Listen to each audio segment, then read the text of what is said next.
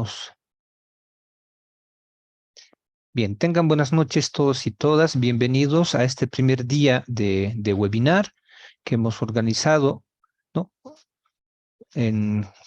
Con el aval académico de la Universidad Católica, ¿no? Organizado por la Fundación Sede Sapiense, este ciclo de webinars que tendremos durante 3 días, ¿no? Dedicados a diferentes temas, ¿no? En este primer día tendríamos el webinar dedicado a el pensamiento computacional, ¿no? Desconectado, orientado a robótica en primaria. Esta jornada y la siguiente, ¿no? Va a estar desarrollado, facilitado por el licenciado, el ingeniero Víctor Manuel Marín Cardona.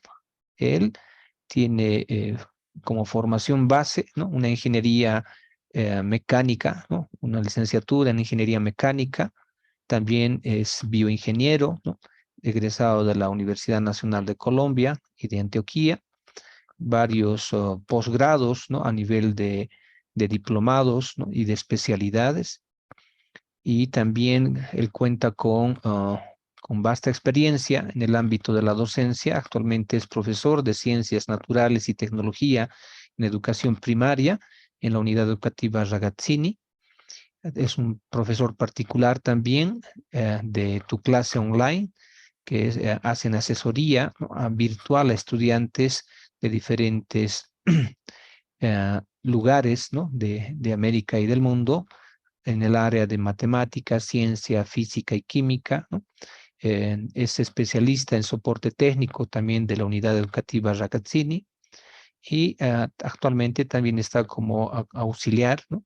de cátedra en la Universidad de Antioquia. A partir de esta experiencia y la formación, entonces él nos acompañará durante el desarrollo de este primer día de webinar y el día de mañana también. Y con ello le damos la bienvenida a él y a quienes ya están conectados para este primer día de webinar. Adelante, Víctor, con la presentación. Muchas gracias, Oscar. Buenas noches a todos.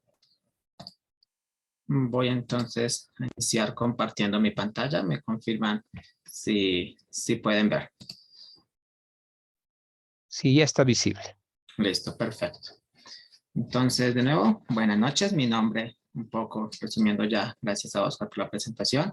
Mi nombre es Víctor Marín. Soy de Medellín, Colombia, con formación en ingeniería y posgrados en la parte de pedagogía y docencia. Actualmente CTO y cofundador de tuclase.online y coautor del libro de tecnología basado en pensamiento computacional para la enseñanza en cuarto, quinto y sexto de primaria. Aquí tienen mi información por si en algún momento tienen alguna duda posterior del webinar. Pueden contactarme a través de mi correo vmmarinc@gmail.com o a través del WhatsApp más 57 314 896 5351. Vamos a dar inicio entonces el día de hoy al webinar de pensamiento computacional aplicado a robótica en primaria. Aprovecho entonces antes para recordarles, mañana tenemos el webinar de metodología STEAM para la enseñanza de ciencias naturales en primaria y el día viernes las dificultades de aprendizaje y adaptaciones curriculares para educación regular alternativa a cargo de la licenciada Rebeca Flores. Entonces, quiero iniciar con una pregunta. Y vamos a hacernos todas estas preguntas. Quiero escuchar sus opiniones. ¿Cuál es ese elemento que es parte fundamental de nuestra vida moderna? ¿Qué tenemos actualmente en nuestra vida, en nuestro cotidiano, que se ha vuelto elemento fundamental para nuestra vida, para todas las actividades que realizamos? Pueden. Buenas noches, el Buenas celular. Noches. El celular, elemento fundamental. El todos computador, el computador también. El computador. Vamos a ver aquí por el chat, computadores. Entonces, estos elementos hace 50 años no los teníamos, no era lo mismo. En la actualidad ya se han convertido en elementos fundamentales para la vida, incluso para los niños. Los niños en la actualidad también tienen un alto consumo de estas tecnologías. Entonces, vamos a revisar un aspecto que es, vamos a buscar una comparación, un símil, de cómo se hace el consumo de la tecnología, cómo lo hacíamos hace 50 años, cómo lo hacían los niños hace 30 años, cómo se hace ahora. ¿Cuáles son esos elementos principales para los que usamos entonces esta tecnología? Entonces, para hacernos una idea de sus nociones y cómo interactuamos con estos medios de tecnología, vamos a hacer una actividad en una nube de ideas. Para eso, les voy a solicitar si podemos ingresar, ya sea desde sus celulares o desde sus navegadores web. Ya voy a enviar de igual forma al chat el enlace del que podemos ingresar directamente. Vamos ingresando a menti.com. Y en menti.com nos dirigimos con este código: 62 39 47 82. O podemos hacerlo mediante el chat directamente en este enlace. Cuando ingresen, van a encontrar una manito de check ahí para que vayamos confirmando cuántos participantes tenemos ya en la actividad que vamos a realizar. Ya vamos con 2. Vamos a esperar un poco más. Tenemos 20 participantes ahorita en el webinar. Vamos 3 ya conectados. Vamos a esperar un poco más. Recuerden, la idea es que analicemos y pensemos cómo hacemos el consumo de energía, cómo de tecnología, cómo se hacía hace 50 años. Miren que hace 50 años éramos independientes de lo que conocemos ahorita como la tecnología, computadores, celulares, y lo mismo sucedía en el aspecto de los niños. Entonces vamos a hacer un análisis ahí para mirar un enfoque hacia el que vamos a ir dirigiendo la metodología que vamos a trabajar el día de hoy.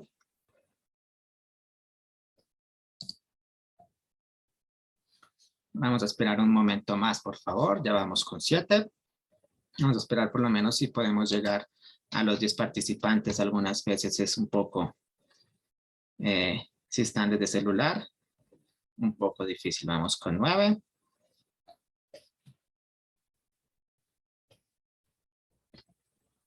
Ok, entonces vamos a analizar ahorita. Vamos a presentar y vamos a responder esta pregunta. ¿Para qué usan los adultos la tecnología? Van a encontrar unas diferentes opciones ahí donde van a poder escribir. ¿Para qué? ¿Para qué usan los adultos en la actualidad la tecnología? ¿Cuál es el principal objetivo? ¿Cuáles son las principales actividades? Entonces, empezamos a tener por aquí, leer, comunicarnos. Empezamos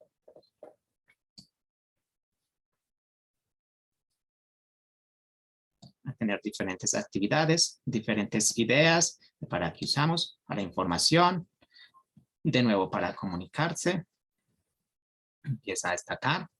Vemos que empieza a destacar mucho la idea de que usamos tecnología para comunicarnos, buscar cosas, para trabajo, el correo. Estas son las actividades comunes para las que los adultos usamos la tecnología. Trabajar, sistematizar.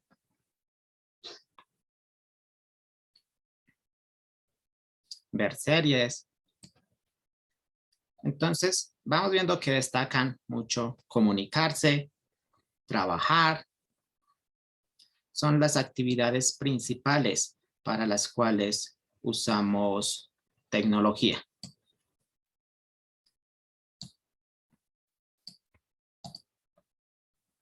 Para comunicarnos, nos cuentan también en el chat.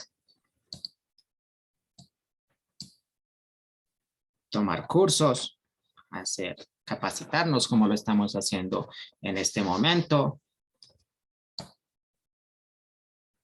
Ahora vamos a hacer un cambio.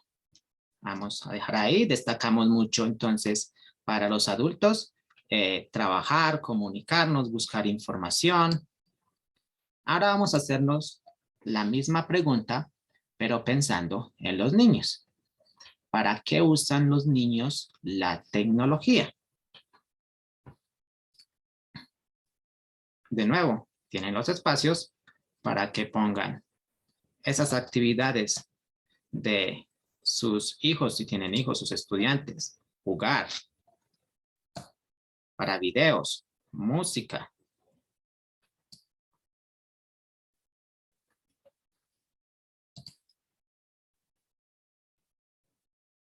Jugar, sigue resaltando.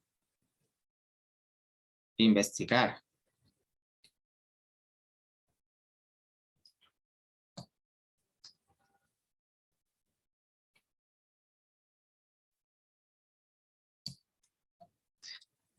Recuerden que estas ideas son relativamente recientes.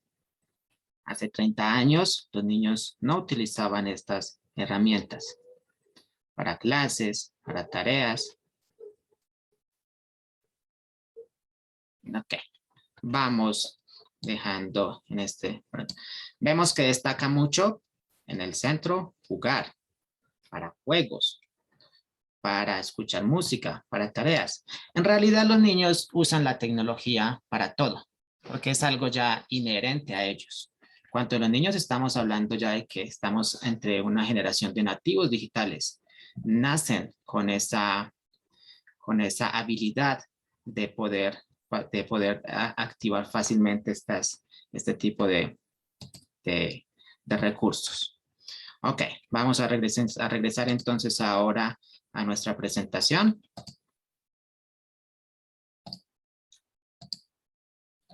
Ok, entonces tenemos la idea. A ver, un momento, listo. Entonces, tenemos la idea. Resaltemos esto. Nos quedó muy presente de que los niños utilizan para jugar. Utilizan mucho para jugar. Utilizan para muchas otras cosas también, pero principalmente para jugar. Ahora los invito a otra reflexión. Y vamos a pensar en... los invito a que me cuenten, a que recuerden un momento de la infancia que tienen muy presente. Alguna, quizá travesura. Algo de la infancia que recordemos vívidamente. Si quieren abrir su micrófono, pueden abrir el micrófono y contarnos algún recuerdo de la infancia que recuerden con mucha facilidad, que recuerden realmente vívidamente.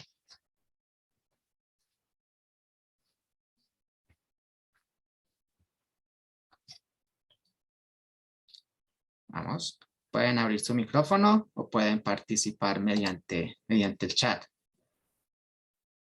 Cuando me enfermé por copiar mi vecina que comía tierra. Ah, ok. Claro, aquellos que se enferman por comer tierra. Quemé la casa. Wow. Pequeñas travesuras. Quemar la casa de mi abuelo. Jugar con los amigos en la calle. Muy bien. Las excursiones con la tía. Entonces, todas esas vivencias de nuestra infancia la pudimos recordar con mucha facilidad.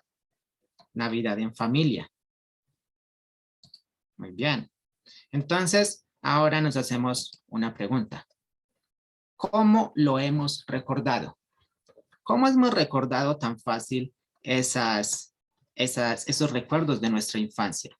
No tuvimos que estudiar, no tuvimos que sentarnos y prepararnos para pensar, me van a hacer un examen sobre lo que recuerdo de mi infancia. Y me sentaba y nos pusimos a estudiar y a recordar. Fácilmente recordaron y me contaron cuáles fueron esas actividades, esos recuerdos que tienen de su infancia. ¿Cómo hemos logrado recordar eso?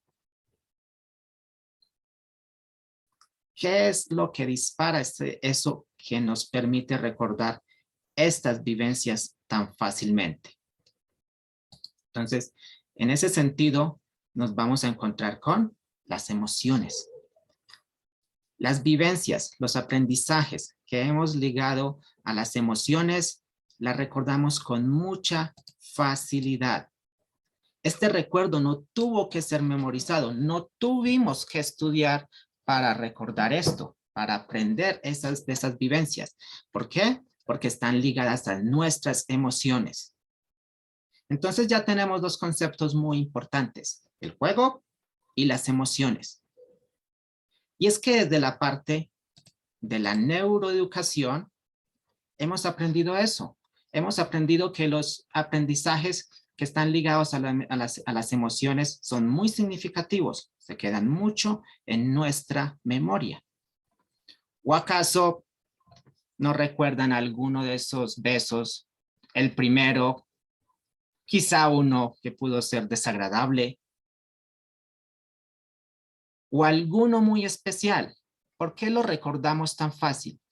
Porque están ligados a nuestras emociones, porque despertaron una emoción en nosotros y eso hace que el aprendizaje sea más significativo, que el aprendizaje sea más profundo, que lo podamos recordar con mucha facilidad.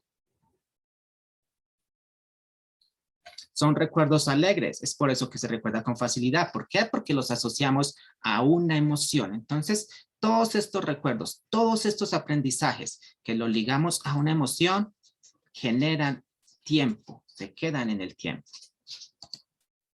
O, a ver, los papás, ¿no recuerdan acaso aquellos primeros pasos de sus niños? O quizá sus primeras palabras. ¿Por qué logramos recordarlos? Porque generan emociones, porque ese momento se generó una emoción y entonces hace que el aprendizaje sea más significativo.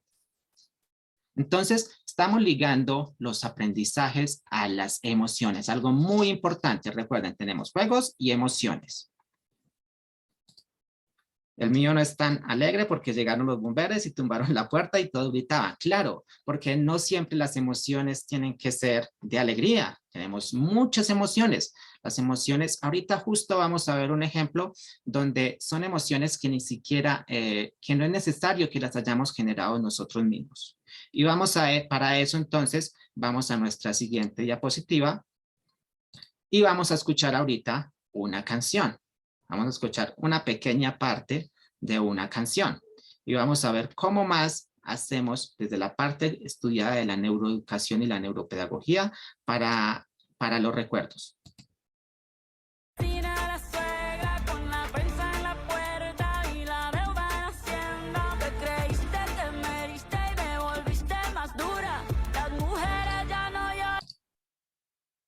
¿Quiénes saben cómo continúa esta canción? O quizá de sus estudiantes, de sus hijos, de los niños que conocen.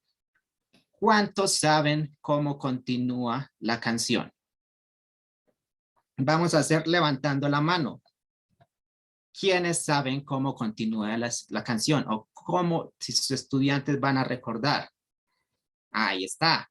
Las mujeres facturan. Tenemos una mano. Recordamos con facilidad este tipo de eventos, este tipo de cosas. Entonces, ¿por qué? Son 3 eventos que hacen que este tipo lo recordemos muy fácilmente. Primero, simple exposición. Es decir, pueden ser canciones que estamos escuchando constantemente en el micro, en la calle, en nuestra propia casa, en diferentes lugares. Entonces, por estar expuestos constantemente a la canción, se genera un recuerdo que va a ser permanente. Segundo, desencadenantes emocionales. De nuevo, volvemos a las emociones, como habíamos hablado antes. En este caso, no son emociones que quizá nosotros vivimos, pero sabemos que en el trasfondo de la canción, en este caso que es de Shakira, está expresando una emoción y nos llega. Esa emoción somos capaces de sentirla por la empatía y eso genera en nuestro propio ser desencadenar esas emociones. Y lo tercero es la memoria motora. Cuando escuchamos una canción, tenemos de por sí la inercia de querer cantarla o de querer movernos. El aprendizaje que va ligado a un movimiento, que va a la memoria motora, ha mostrado que es más profundo, que es más significativo. Por eso es difícil que se nos olvide caminar, porque para caminar lo hicimos mediante memoria motora. Es difícil que se nos olvide andar en bicicleta. ¿Por qué? Porque está ligada a nuestra memoria motora. Son aprendizajes que han formado de forma significativa. Entonces, estamos hablando de las emociones, de los aprendizajes que van ligados a las emociones. Ya habíamos dejado un poco el juego, ¿cierto? Pero entonces ahora la pregunta es, ok, claro, es que recordar el beso es muy fácil porque eso me generó una emoción. Claro, recordar que quemé la casa de mi abuelo es fácil porque hubieron muchísimas emociones que se desencadenaron con ese hecho. Pero ¿y cómo hago para generar emoción al enseñar, por ejemplo, en matemáticas la división? ¿Cómo hago para generar emoción en elementos, en contenidos de la escuela? ¿Cómo hago para que los chicos, los estudiantes se emocionen? Entonces, en ese sentido, hemos estudiado y hemos analizado y tenemos desde el libro que hemos desarrollado de tecnología, desde el pensamiento computacional, que las historias son capaces de generar emociones sobre los estudiantes, porque se llegan a identificar con un personaje. Entonces, tienen las emociones del personaje, de las aventuras que llega a suceder, de lo que le pasa. Aquí tenemos el personaje que tenemos en la historia de uno de nuestros libros, a Tegni y Marley Morgan, que van viviendo diferentes aventuras y Tegni le va dando diferentes instrucciones a Marley Morgan. Entonces, este tipo de historias son capaces de generar emoción en los estudiantes, haciendo que el aprendizaje que ellos puedan tener sea más significativo, que sea más profundo y lo puedan retener más en el tiempo, por las emociones, por el gusto y porque lo llevamos a la parte del juego. Recuerden que a los chicos les gusta jugar, no solo en los dispositivos móviles, no solo en los dispositivos electrónicos. De por sí les gusta jugar. Por eso entonces, si hacemos una sinergia, vamos trabajando desde la neuroeducación para generar las emociones. Sabemos que los aprendizajes significativos tenemos que llevarlo hacia las emociones, pero también al juego. Y es donde entramos en la parte de aprender jugando. Pero no solo aprender jugando, termina siendo un concepto global de jugar a aprender. Entonces estamos aprender jugando, pero al mismo tiempo jugando a aprender. Entonces tenemos todas esas ideas que nos llevan a una metodología o una idea de gamificación, ligado siempre a las emociones, donde tenemos motivación importante para generar emociones en los chicos que se sientan motivados, aprendizajes activos para activar también su parte motora. Recuerden que tenemos una memoria motora que nos ayuda a que el aprendizaje sea significativo. Y diferentes herramientas, diferentes técnicas que ayudan entonces a generar toda esta parte. Entonces, vamos a esperar un momento ahí. Tenemos la idea de los juegos, importante, tanto desde los dispositivos móviles, desde el uso de la tecnología que le dan los chicos, y tenemos la idea de las emociones, que tenemos que despertar en las metodologías que usemos para el aprendizaje significativo en los estudiantes. Ahora, vámonos a otra pregunta, y es, ¿cuál es el porcentaje de nuestros estudiantes? ¿Cuál es el porcentaje de nuestros niños que usan tecnología? Entonces, tenemos de este estudio de que la media diaria que los menores de 8 años pasan con dispositivos móviles se triplicó entre el 2017 y 2018. Entonces, usan muchísimo estos dispositivos durante su vida. Y el 80% puede ser, aproximadamente. Entonces, tenemos una gran cantidad de estudiantes, una gran cantidad de niños que están usando dispositivos durante largas horas del día. Pero, como vimos ahorita, en la actividad de la nube de palabras, ¿cómo lo usan? Lo usan siendo consumidores. Son ellos los que consumen los recursos que han sido creados. Entonces, por eso son ellos los que juegan, ven los videos, consultan. Estamos en la parte de que los chicos son consumidores. Sin embargo, se ha visto que tenemos que hacer un cambio y buscar que los chicos sean de prosumidores. Pasen de ser consumidores a ser prosumidores. Es decir, que no solo consuman, sino que también puedan producir estos contenidos. ¿Por qué? Porque si yo le digo a los chicos, ok, tengo una actividad para la clase, vamos a ser consumidores y vamos a responder o vamos a hacer en un juego a responder diferentes preguntas y van subiendo de puntos, operaciones matemáticas. ¿Les genera emoción?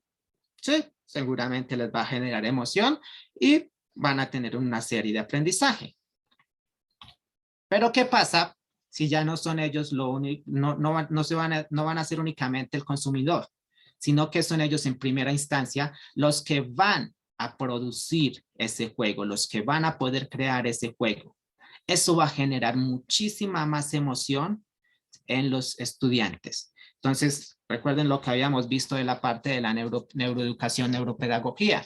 Si podemos generar este tipo de emociones ligado a los juegos y a los dispositivos electrónicos que constantemente usan, entonces logramos un aprendizaje más significativo. Es en este sentido que ya en muchos lugares, muchos países, han notado esto. Entonces, se busca como un cambio. Ok, es que tenemos que buscar que los chicos pasen de ser consumidores a ser prosumidores. ¿Cuál enfoque ha permitido eso en una medida? La robótica educativa. Mediante la robótica educativa se buscó que los estudiantes pudieran generar contenidos, entonces crear sus robots. Y en ese punto, entonces, ¿quiénes recuerdan este pequeño que tenemos aquí? Esta pequeña tortuguita. No sé si a todos les llegó a tocar que le enseñaran sobre esta tortuguita. Vamos a ver si alguien recuerda el nombre. ¿Cómo se llamaba la tortuga?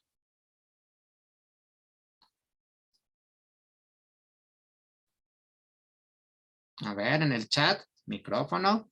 ¿Si alguien? Ahí está, ¿ok? Entonces, su nombre era Logo.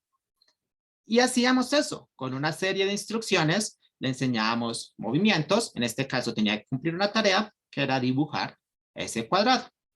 ¿Sí? Instrucciones muy sencillas, simples, concretas y en forma estructurada. Durante esos mismos años, durante esa misma década, que esto fue en la década de los 60, la compañía de Lego entonces creó un robot que cumplía la misma función, era similar, solo que en este caso ya no era solo en la computadora, sino que se iba también un poco a la memoria motora y a generar emociones en los chicos, porque el robot ya era tangible. Y los chicos entonces lo iban programando. Hasta el punto que hoy en día tenemos ya un poco robots con placas un poco más elaboradas. Sin embargo, la idea sigue siendo la misma. Desarrollar pensamiento computacional, es decir, una serie de instrucciones simples, sencillas, en forma estructurada, que debía seguir el robot. Como en este ejemplo, nuestro siguiente ejemplo. ¿Qué pasa si llegamos y la bombilla no enciende?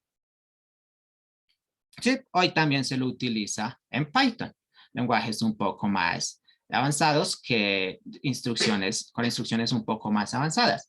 Entonces, si llegamos a nuestra casa y la bombilla no enciende, desde la robótica educativa, entonces ¿Está bien? Tenemos una serie de pasos, una serie de instrucciones que se deben seguir porque es la forma del pensamiento computacional. Unas instrucciones secuenciales. Entonces, la lámpara no funciona, nos hacemos una pregunta si está enchufada o no, tenemos opciones de sí o no. Si no, entonces tenemos que enchufarla. Si sí, entonces tengo que verificar otra opción por la que está fallando. Pregunto si el foco está quemado. Si sí, reemplazo el foco. Si no, pues, entonces es la lámpara la que no funciona y debo comprar una nueva lámpara. Esta es la forma en la que se fundamenta la robótica educativa y su principio, su objetivo de desarrollar pensamiento computacional. Pero y ahora, ¿qué pasa si nos encontramos con problemas más complejos? ¿Será que consecuencias sencillas, consecuencias como esta, somos capaces de resolver problemas muchísimo más complejos? Problemas tan complejos como ya en la actualidad todo lo que está avanzando de inteligencia artificial, en los temas de Big Data. Entonces, ¿cómo estamos preparando en sí a los estudiantes mediante instrucciones de pensamiento computacional para resolver problemas como esto? Entonces, pensamos, ok, vamos a revisar cuáles son los cimientos, cuáles son las bases que se tienen para llegar a resolver un problema como este. Entonces, si voy a construir un edificio, pero no estoy seguro de los cimientos que tengo, ¿cómo puedo saber qué tan grande puede ser mi edificio? Entonces, entramos en una coyuntura. Si mis cimientos no son fuertes, puedo poner el primer nivel y sobrevivir. ¿Listo? ¿Está bien? Segundo, ok, está bien, puede llegar a sobrevivir. Pero en algún punto podría llegar a suceder esto. Porque los cimientos no son fuertes, porque los cimientos no han sido bien fundamentados. Y no es que no sirvan, no es que no hayan trabajado y no hayan despertado muchas emociones y muchos conocimientos sobre los estudiantes en la parte del pensamiento computacional, sino que los problemas se han hecho más complejos y lo que tienen que enfrentar los estudiantes va a ser más complejo. Por eso necesitan bases más fuertes, por eso se necesitan cimientos más estructurados. Y es en ese sentido que en el año 2006, por Janet Wing, se inicia el planteamiento de, ok, es que ya no solo puede ser resolver problemas en forma secuencial, sino que tenemos que llegar a la idea del pensamiento computacional. Y entonces venimos, ok, la definición ya esta definición fue en el 2010, un poco más modificada. La primera definición de Janet Wing fue en el 2006. Y aquí nos dice, pensamiento computacional lo asociamos con el proceso de pensamiento que interviene en la formulación de los problemas y sus soluciones, de manera que las soluciones se representen de forma que pueda ser realizada por un procesador de información. Aún un poco, digámoslo, irreal esta definición, sobre todo si pensamos, ok, la robótica educativa la teníamos ya en el aula, ¿cómo llevo yo esto al aula? ¿Cómo voy con esto a fortalecer las bases, a fortalecer los cimientos en la formación en computación, en informática? Entonces, nos vamos a las diferentes premisas y empezamos. Ok, vamos a desglosar un poco más esa definición y vemos, su premisa consiste en la capacidad de utilizar el pensamiento abstracto. Entonces, ahí ya nos encontramos con la primera habilidad. ¿Por qué? Porque el pensamiento computacional se centra en utilizar diferentes habilidades de los estudiantes. La primera, abstracción. ¿A qué se refiere la parte de abstracción? Entonces, vamos a analizar aquí. ¿Cómo no solamente lo llevamos a la parte de la computación? Si le digo a mi estudiante, a uno de los estudiantes o en general a nuestros estudiantes, dibujar esta montaña, ¿será fácil? ¿Será difícil para ellos? ¿Qué creen ustedes? ¿Qué creen? Para ustedes incluso. Fácil, difícil dibujar esta montaña.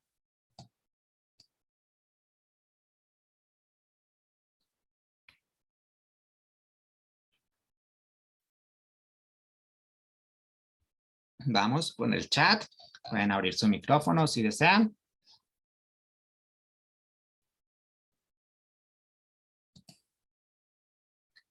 ¿Cómo podremos dibujar esta montaña? Estas montañas. ¿Será una actividad fácil? ¿Será una actividad difícil?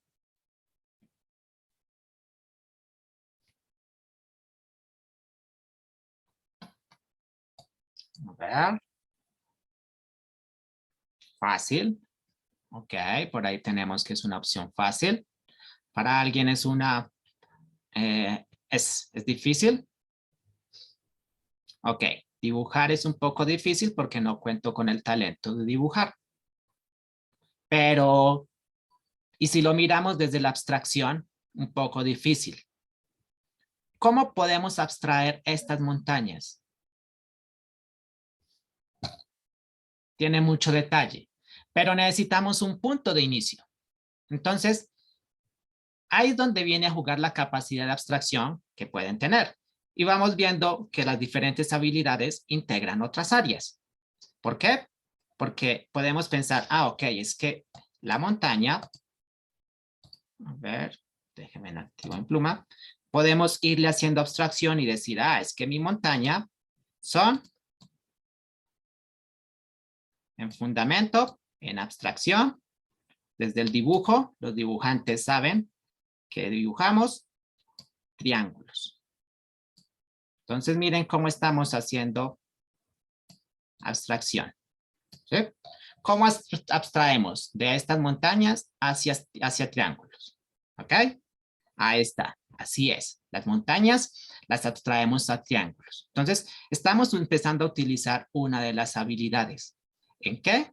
En elementos cotidianos del aula. ¿Por qué? Porque hace parte del aula este proceso, incluso de otras materias. Esta abstracción va a permitir también que los estudiantes desarrollen un poco más hacia la programación orientada a objetos, que ya no es programación estructurada. Y así es, claro, es que si hacemos abstracción, dibujar triángulos es más sencillo. Ok, listo. Ok, entonces tenemos nuestra primera habilidad, abstracción. Más adelante desarrollaremos otros ejercicios y veremos cómo van hacia el aula. En el curso que vamos a desarrollar de pensamiento computacional, veremos cómo desarrollamos diferentes de estas actividades.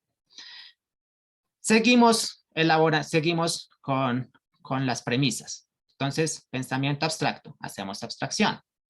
De simplificar los elementos de un problema. Entonces, cuando simplificamos los elementos de un problema, estamos recurriendo a descomposición. Y como vemos en el ejemplo, y es muy claro, nos vamos a una simple suma. Las sumas las hacemos descomponiendo. Descomponemos por decenas, por unidades, sumamos, juntamos. Muy importante ahí. ¿Por qué? Porque entonces la descomposición nos permite fomentar el trabajo en equipo. Un equipo desarrolla una primera parte del problema, otro equipo desarrolla otra segunda parte y luego unimos para obtener una única solución que dé una única solución al problema. Entonces, segunda habilidad, descomposición. Y con esto, para identificar los aspectos relevantes y desarrollar un modelo. Una secuencia de procesos. ¿Por qué? Porque claro, lo que se había visto desde la robótica educativa no estaba mal, no estaba del todo. Lo que teníamos que hacer era fundamentar nuestros cimientos, nuestras bases para poder resolver problemas mucho más complejos. Entonces, por eso en este punto, digamos, ok, es que el pensamiento algorítmico, que es esta secuencia de procesos, también lo integramos dentro de las habilidades del pensamiento computacional. Y así el pensamiento computacional se convierte en una base que puede estar sosteniendo esta parte del pensamiento algorítmico. Que ofrece una solución y que esa solución puede ser ejecutada por un sistema informático. Y tenemos nuestra cuarta habilidad, que son los patrones. ¿Cómo podemos identificar diferentes patrones? Secuencias que se van repitiendo con alguna lógica para poder predecir algún valor. O cómo podemos encontrar características en común que tienen diferentes elementos. Entonces ahí ya tenemos nuestras 4 habilidades del pensamiento computacional. Diferentes autores pueden manejar y manejan otras habilidades, pero en el fundamento, la gran mayoría de los autores manejan estas 4 habilidades: abstracción, descomposición, pensamiento algorítmico en la secuencia de procesos y patrones. Entonces, la idea desde el pensamiento computacional es fortalecer el conocimiento de los estudiantes en esta área desde estas 4 habilidades. Pero, ¿y cómo lo hacemos? ¿Cómo lo logramos? Y en este punto vamos a recapitular lo que habíamos visto en la primera parte de las emociones. ¿En qué vamos de nuestras emociones? Entonces, les pregunto, ¿a quién de ustedes o a quién de sus estudiantes les gusta perder? ¿O quién no le gusta ser competitivo? ¿A alguien? Levanten la mano si a alguien en el chat.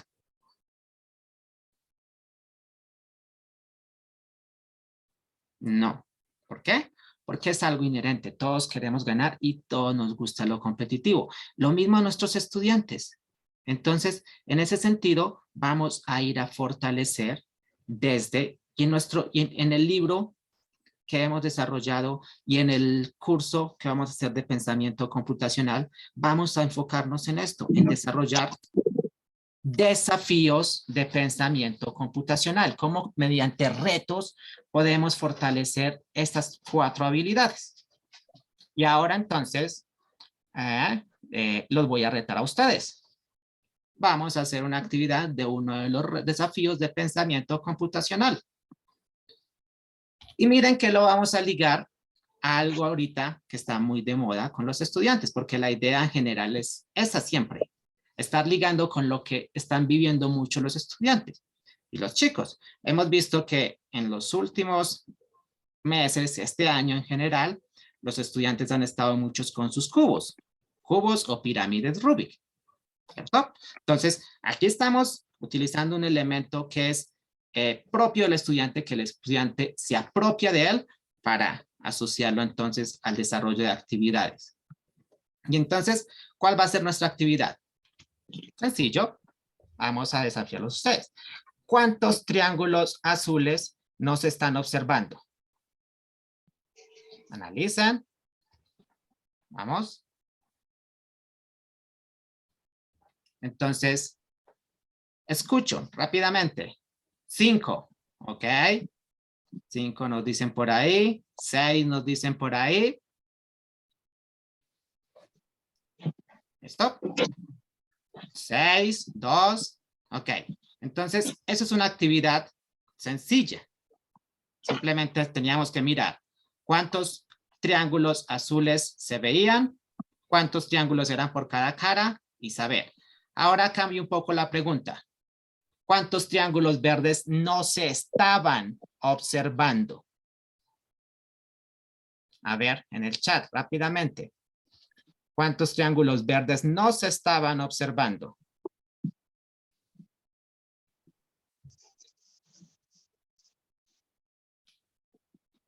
A ver, ¿no está tan fácil ya? ¿Por qué no está tan fácil? 7 verdes por ahí, 9.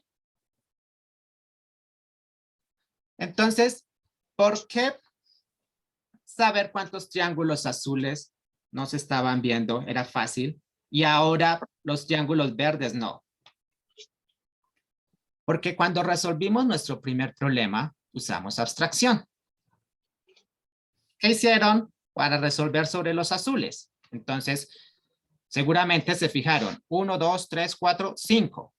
5 azules. Y en total cada cara necesita 9. Entonces faltan 4. Pasamos. ¿Alguien se fijó en los verdes? No. ¿Por qué? Porque usaron abstracción, se fijaron solo en la información que pedía el problema. Entonces, miren que son actividades sencillas, pero que utilizamos abstracción. ¿Por qué? Porque obviamos información que no es importante para el problema y son actividades que los estudiantes pueden desarrollar de forma sencilla e identificar que están usando abstracción. Ahora vamos a otro desafío. ¿Cuántos cuadros de cada color no se están observando? Mucho más compleja este problema. ¿Cómo podrían los estudiantes llegar a resolver este problema? Entonces aquí podemos implementar la descomposición y el trabajo en equipo, decirle, ok, fulanito va a tomar la cara superior y va a contar los azules. Melganito va a tomar la cara del frente y contar también los azules. Peranito, la cara lateral y contar los azules. Y luego vamos a unir para saber cuántos nos faltaban. Y lo mismo realizamos con los otros colores. Entonces, aquí ya los estudiantes están utilizando descomposición mediante estos desafíos que los están retando, que les están llevando hacia una competitividad. Recuerden que habíamos dicho, las historias hacen parte de lo que podemos generar con emociones. ¿Cierto? Entonces, tenemos este nuevo desafío, donde podemos integrar a los estudiantes y decirles, ok, Tegni, que es el protagonista de la historia en nuestro libro, necesita a los piratas y está huyendo de otros piratas. A cada pirata le asigna un número y lo ubica en las casillas que están a la izquierda. Luego los piratas tienen que pasar hacia los círculos. Y en cada círculo, donde se encuentren, entonces el pirata que está con el número menor se va a ir por la parte superior, por la flecha que está arriba. Y el pirata que está con el número mayor se va por la parte de abajo. Entonces, ahí estamos llevando al estudiante a una emoción, a algo que él está viviendo con un desafío de pensamiento computacional, donde va a desarrollar diferentes habilidades. Y le preguntamos, ¿cómo terminan los piratas al lado derecho? ¿En qué orden van a terminar los piratas? Vamos a ver cómo les va a ustedes. ¿En qué orden quedarían los piratas al lado derecho? Esta actividad incluso se puede realizar en el patio del colegio, pintando en el piso, los estudiantes con su parche, generando emociones. Entonces, tenemos ahí 1, 2, 3, 4, 5 y 6. Los piratas quedarían ordenados ascendentemente considerando los números. ¿Por qué? Porque cuando se realice el análisis de abstracción con los estudiantes, vemos que lo que tenemos aquí es un algoritmo de ordenamiento de datos. Entonces, son este tipo de desafíos a lo que se quiere llegar. ¿Sí? Pero si recordamos ahora, entonces, la idea de la definición de Janet Wynne, pensamiento computacional, y como vemos aquí, son actividades que no necesariamente necesitamos estar en una computadora. No son actividades que necesitemos estar conectados a internet, que necesitemos estar con un dispositivo. ¿Por qué? Porque el pensamiento computacional es una habilidad cognitiva, es propia a nuestro ser. Y es por eso que esta idea desencadena en lo que vamos a conocer como el pensamiento computacional unplugged o pensamiento computacional desconectado. ¿Cuál es la idea de este pensamiento computacional desconectado? Poder realizar actividades sin la necesidad de que los estudiantes estén conectados a una computadora. ¿Por qué? Porque nuevamente podemos fijarnos en fundamentar nuestras bases.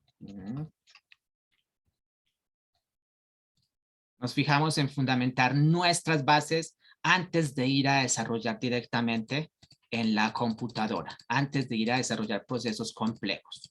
Primero, fundamentamos nuestras bases y eso lo logramos mediante pensamiento computacional desconectado.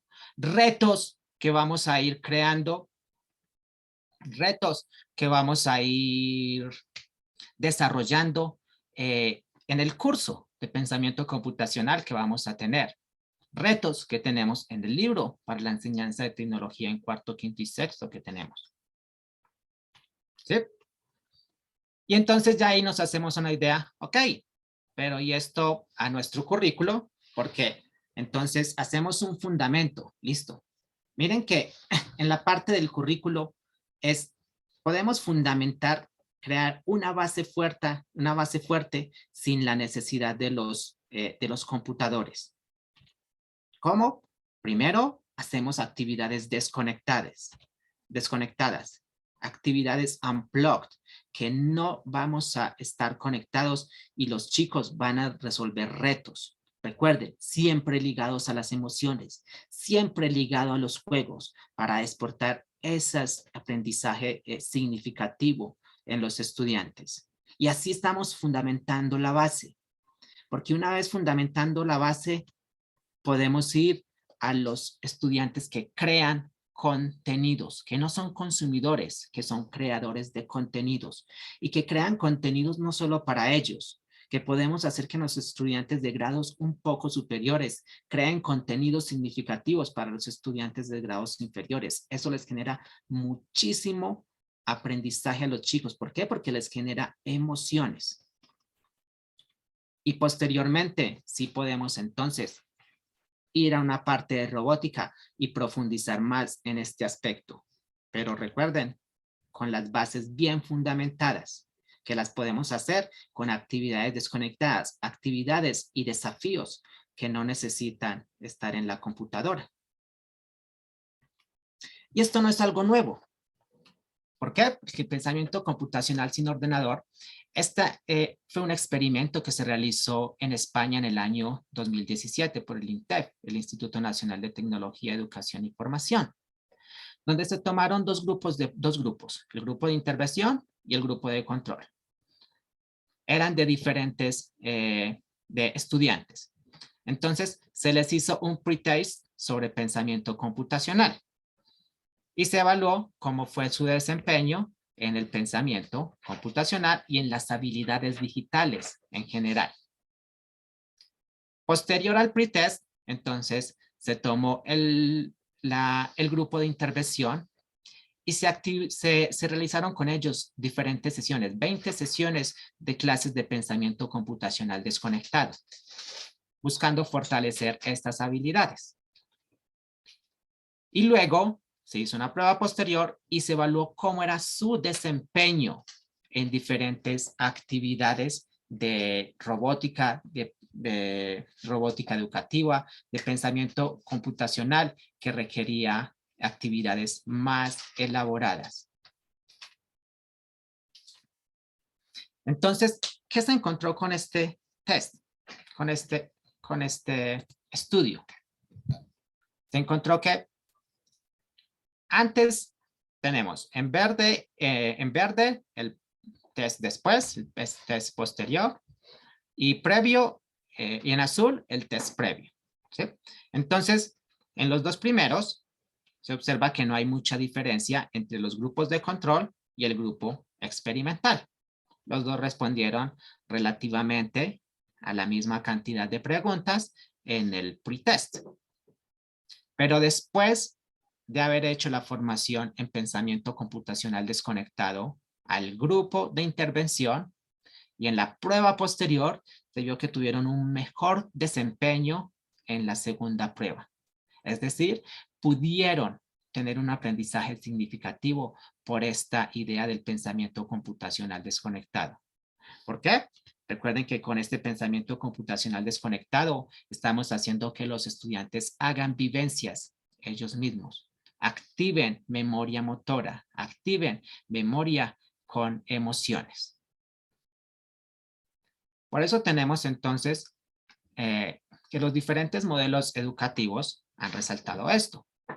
Y se tiene que ir en este enfoque, el enfoque de desarrollar pensamiento computacional principalmente desconectado para cerrar un poco la brecha que se puede generar por las dificultades de dispositivos, de equipos, de conexión, todo lo que ya sabemos. Desde 1990 han surgido 79% más de puestos de trabajo relacionados con las disciplinas de ciencia, tecnología, ingeniería y matemáticas, o lo que conocemos como disciplinas STEM en español o STEAM en inglés, donde estamos integrando diferentes áreas, que es justamente el tema que vamos a trabajar mañana. Cómo logramos mediante estas metodologías integrar diferentes áreas. Entonces, ha aumentado un 79% y se espera que aumente un 13% más para el 2027. Entonces, fortalecer a los estudiantes en las habilidades digitales es algo muy importante. Y buscar cerrar las brechas que se generan por las diferentes dificultades que se presentan es también algo muy importante. Tanto así que del Congreso de Google for Education se han identificado 8 tendencias emergentes en la educación primaria y secundaria. Y dentro de estas 8 tendencias destaca pensamiento computacional. De nuevo, ¿por qué? Porque se ha identificado que tenemos que hacer un buen cimiento para el desarrollo de estas habilidades digitales. También está la responsabilidad digital, como aulas colaborativas. Miren que todas vamos también muy de la mano pensando en la neuropedagogía, con aulas colaborativas donde el estudiante tiene grandes vivencias que le generan aprendizaje significativo porque despierta emociones en estas. Pedagogía innovadora, destrezas vitales y preparación para el trabajo, aprendizaje guiado por el alumno, lazos entre padres y tutores, y las tecnologías emergentes. Que en las tecnologías emergentes tenemos una parte, un módulo en nuestro curso de pensamiento computacional que vamos a trabajar, cómo utilizamos esas tecnologías emergentes para mi trabajo en el aula, también para la preparación de mis contenidos, cómo utilizamos toda esta parte ahorita que se ha destacado mucho de inteligencia artificial, todo el desarrollo del ChatGPT, cómo puedo fortalecerme con él para mi aula, cómo puedo prepararme, porque ha generado mucha discusión, sí, de si es bueno o no, pero lo que sí destaca es que llegó y no se va a ir, como muchas cosas que han ido llegando. Entonces, hay que prepararnos, no hay que asustarnos, sino que hay que prepararnos para saber cómo usarlo. Entonces, justamente por eso, en la idea de desarrollar estas habilidades, no solo en los estudiantes, sino en los docentes, tenemos una unidad donde vamos a trabajar esa parte en nuestro curso de pensamiento computacional. Y es que el 92% de los trabajos futuros de todo el mundo requieren habilidades digitales. ¿Sí?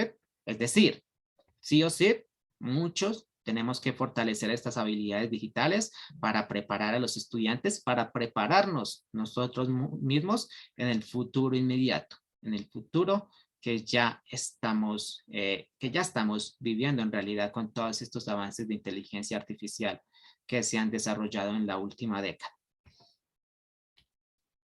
Cierro entonces, recordándoles, vamos a tener, como les mencioné, donde vamos nuestro curso de pensamiento computacional aplicado a robótica desconectada en primaria, donde vamos entonces a ir desarrollando toda esta metodología, a ir planificando y aprender cómo planificamos los diferentes tiempos para desarrollar en el aula, cómo desarrollamos desafíos, qué grado de dificultad deben de tener, cómo debemos ir incrementando, cómo identificamos y cómo van a identificar los estudiantes las habilidades de las 4 habilidades del pensamiento computacional que se trabajan en el aula. Entonces, vamos a trabajar todo eso en nuestro curso de pensamiento computacional. Les recuerdo también, vamos a tener nuestro curso de metodología STEAM. Va a estar muy ligado también. Y mañana continuaremos con la metodología STEAM para enseñar ciencias naturales en primaria. Cierro entonces con el último recuerdo, que en el pensamiento computacional el fundamento es capacitar, fomentar a los estudiantes la resolución de problemas mediante 4 habilidades: abstracción, descomposición, pensamiento algorítmico y patrones. ¿Para qué? Para formar una buena base para todas las habilidades digitales que se vienen posteriores a eso. Y así poder resolver desafíos que sean mucho más complejos. Muchas gracias. Continuamos, creo que ahora con la parte de preguntas. Si alguien tiene alguna pregunta, recuerden, tienen mis datos ahí. En cualquier momento, si quieren alguna duda, posterior ahorita al webinar, si tienen alguna consulta, pueden escribir ya sea el correo o directamente al WhatsApp.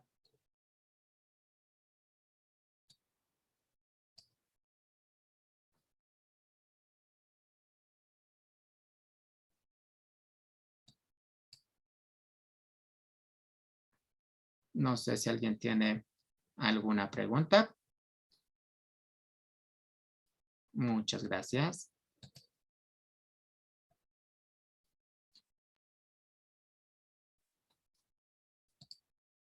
No sé si Oscar todavía se encuentra.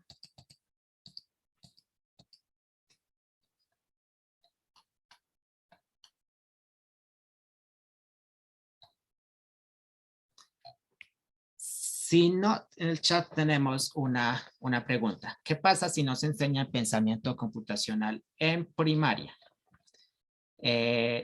¿Cómo debería iniciar en secundaria? ¿Por dónde? Recuerden que tenemos nuestro cimiento, muy importante. Un momento, listo. Entonces, tenemos que fortalecer ese cimiento.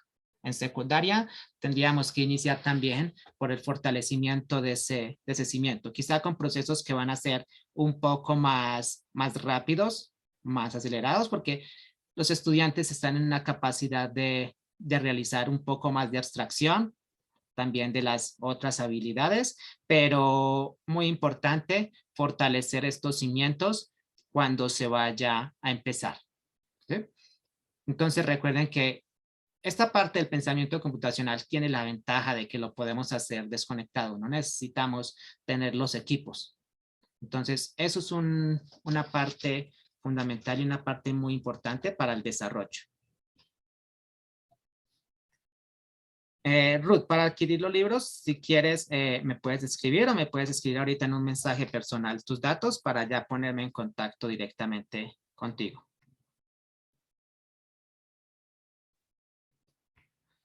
Para inscribirse al curso, también directamente con la fundación. Vuelvo y les presento un momento aquí. Los datos.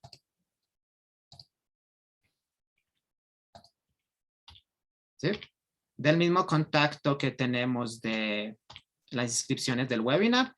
Aquí en este mismo punto, en este mismo contacto, en este mismo número de WhatsApp, pueden escribir para consultar sobre los cursos, sobre el inicio y el procedimiento para la inscripción a los cursos, porque los cursos son de nuevo con la Fundación Sede Sapientae y avalados por la Universidad Católica. Entonces también contarían con certificado de contenido curricular. ¿Sí? Y los libros, si quieren, les recuerdo, voy a enviar aquí al chat mi número de WhatsApp mediante un enlace que pueden utilizar.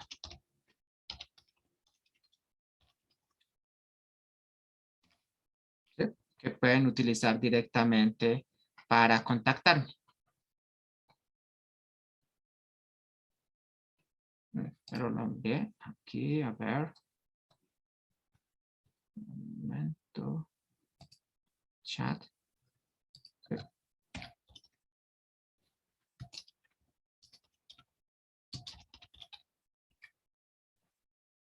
Pueden contactarme directamente por ese número o si quieren, les escribo ahorita si me pueden también enviar su número para ponernos en contacto.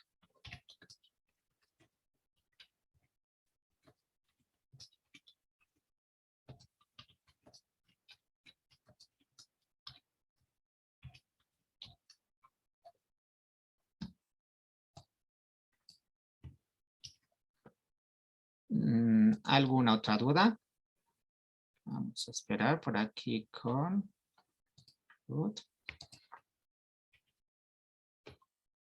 Igual si desean. Ok. Ya por aquí tenemos.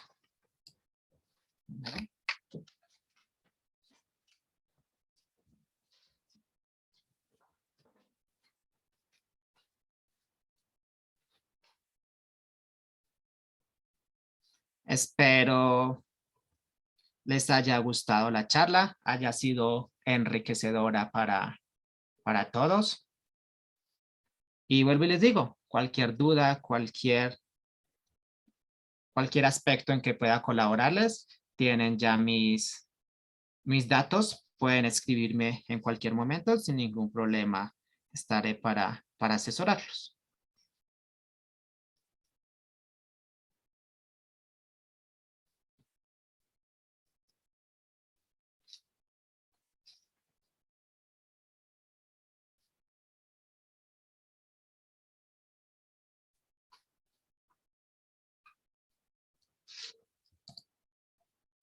Con mucho gusto, Sergio. Gracias a ustedes por asistir. Recuerden, si gustan, los esperamos mañana. También veremos metodología STEAM de una forma muy integrada, porque integramos mucho la tecnología. En tecnología también tratamos de integrar una parte de las otras áreas, pero en ciencias sí desarrollamos mucho la metodología STEAM. Integramos mucho las otras áreas. Vamos a ver cómo desarrollamos. Para técnica, para secundaria, en el momento no estamos lanzando, pero como les dije durante el curso, si gustas, tenemos el fundamento. Aquí en este curso se va a dar el fundamento. Entonces, sería desarrollar desafíos, funcionaría de la misma forma con otros grados. En el caso ahí ya podríamos mirar el grado de los desafíos que se van desarrollando durante el curso.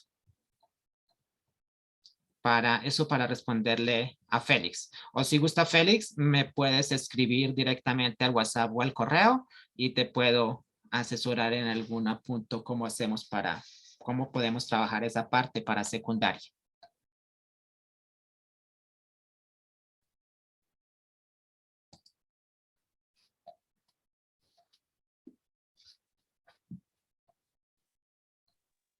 Muchas gracias. Hasta mañana. Muchas gracias. Hasta mañana. Feliz noche. Gracias. Gracias, Inge. Hasta mañana. Chao, chao. Mañana. Gracias, hasta mañana. Muchas gracias, hasta mañana.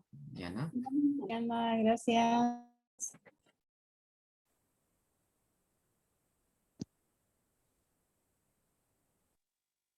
Gracias, hasta mañana. Hasta mañana. Hasta luego. Hasta mañana, hasta mañana.